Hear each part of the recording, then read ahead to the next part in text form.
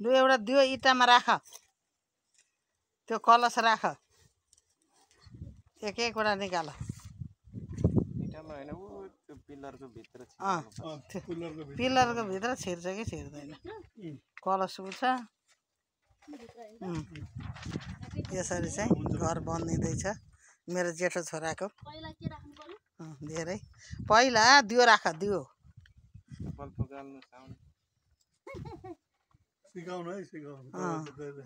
तनी फुकाल तनी फुकाल दृप नारायण बत्ती बाल्न सक्छौ त्यहाँ जल त त्यही कलशमै छ चोख्यो सक्यो त पाइपले भइसक्यो ऊ त्यहाँ छ के जल ऊ भरि छ त्यो आधा नबनाऊ है फेरि पर्दैन दिनु त्यो जग कहाँ छ र समाउने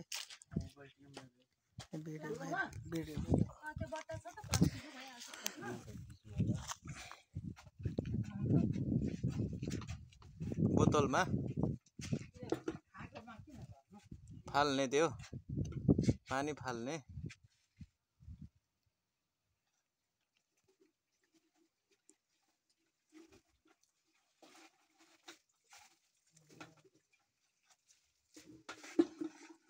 कसुवा पनि रहेछ कसुवा चाहिँ नाकै हो कसुवा भनेको विष्णु भगवान विष्णु भगवान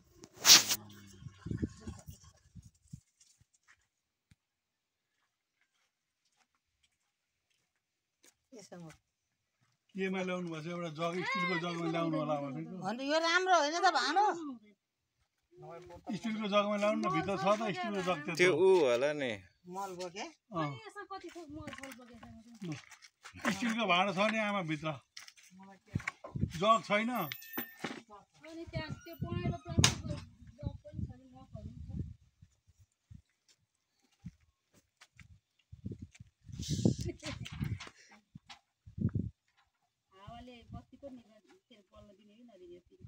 बत्ती त निभिहाल्छ नि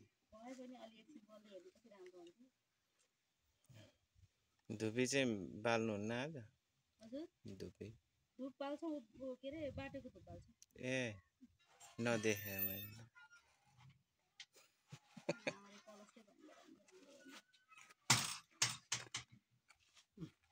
मैले पुर्याउनु पर्छ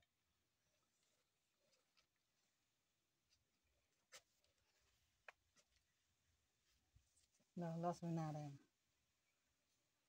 जल छर्केको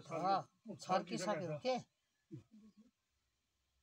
यो जल सबै पुरै तीर्थे जल हो चारधामको दियो राख पहिले दियो राख